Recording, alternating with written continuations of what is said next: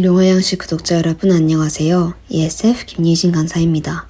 9월 22일 오늘 함께 묵상할 말씀은 예레미야 35장 12절부터 19절 말씀입니다. 오늘 말씀에서 주님은 끊임없는 권면에도 불구하고 불순종을 택하는 유다 백성들을 신실한 레갑 사람들과 비교하며 재앙을 경고하는 메시지를 전하고 있습니다. 유다 백성들과 예루살렘의 주민들은 하나님의 택함받은 사람들로서 수많은 은혜들을 누리고 있었습니다. 하지만 그들은 주님에게 신실하지 못했고 이들을 돌이키려는 주님의 노력조차 허무하게 하였습니다. 내가 내 종 모든 선지자를 너희에게 보내고 끊임없이 보내며 이르기를 너희는 이제 각기 악한 길에서 돌이켜 행위를 거치고 다른 신을 따라 그를 섬기지 말라.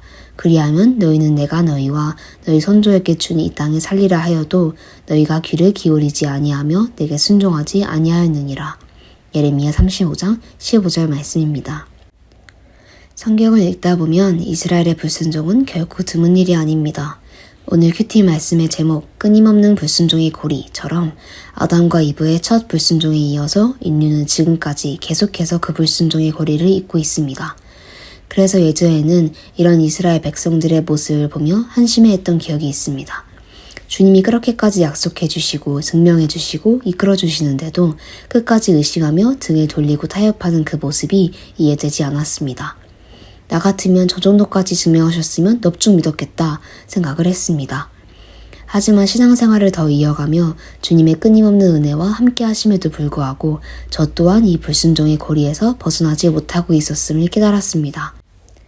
사람들은 자주 본인이 부족한 사람일지 몰라도 불순종하는 사람은 아닐 거라 생각합니다.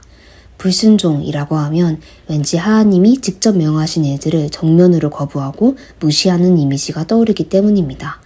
그렇기에 딱히 하나님과 정면으로 대치한 경험이 없다 생각하고 매주 꼬박 예배를 드리고 식전기도도 잘하는 사람이라면 더욱더 불순종이라는 단어와 연관되지 않을 것이라 생각할 수 있습니다. 하지만 불순종의 정의는 순순히 따르지 않는 것입니다. 주님이 명하신 것들을 순종하기 거부하는 것에 더불어 그 뜻을 따르려 노력하지 않는 것까지도 불순종이라고 할 수 있다는 겁니다. 그런 의미에 있어서 우리는 본인이 참으로 불순종과 거리가 먼 사람인지 돌아봐야 합니다. 하나님은 성경을 통해 뜻하시는 바를 정확히 명시하셨기 때문에 우리는 말씀을 통해 어떤 삶을 살아가는 것이 주님께 영광을 돌리는 것인지 매우 잘 알 수 있습니다.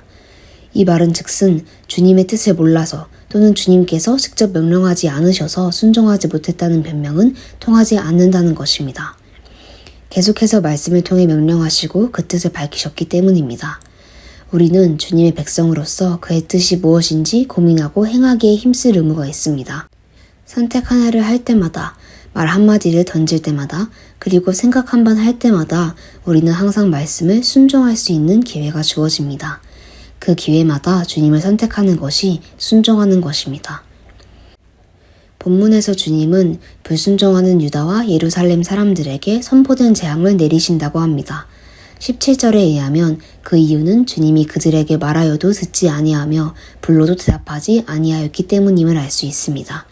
주님은 항상 부르시고 말씀하고 계십니다. 성경책 사이에 숨어서만 계시는 게 아니라 예배 말씀들을 통해서도 동역자의 권면을 통해서도 일상생활 가운데 작은 깨달음들을 통해서도 계속해서 말씀하시고 부르고 계십니다.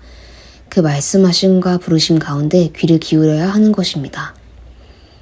본문에서는 순종하지 않은 이들의 재앙만을 다루고 있지 않고 순종한 이들의 보상도 이야기해 줍니다.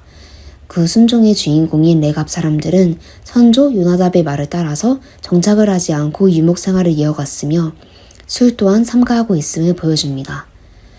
주님은 19절에 이 순종의 보상으로 주 앞에 설 사람이 영원히 끊어지지 않을 것이라 하십니다.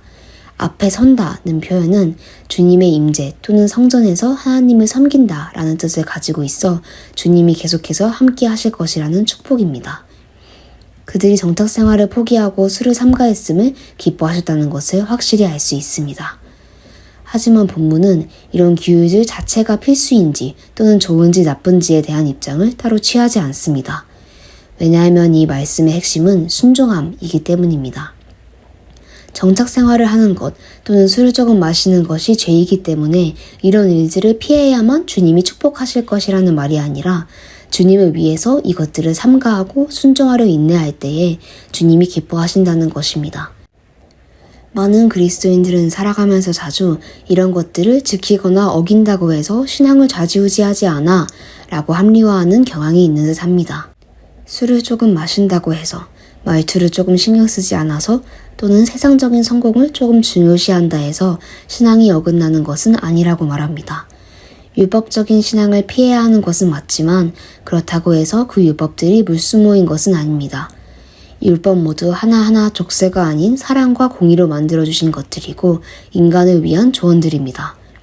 우리는 그리스도 십자가의 은혜로 인해 구원을 바라볼 수 있게 되었고 율법에 매일 필요가 없어졌지만 그렇다고 주님이 주신 가이드라인을 모두 버리는 게 옳다고 할 수는 없다는 것입니다. 주님이 주신 말씀들을 가이드라인 삼아 절제하며 거룩하게 살아갈 때에 비로소 참으로 순종될 준비가 되었다고 할 수 있을 것입니다. 그러니 하나님이 말씀하신 것들을 은혜로 합리화하며 불순종을 택하기보단 주님의 선택받은 자녀답게 살아가도록 그 뜻을 공부하고 순종하며 살아가야 합니다.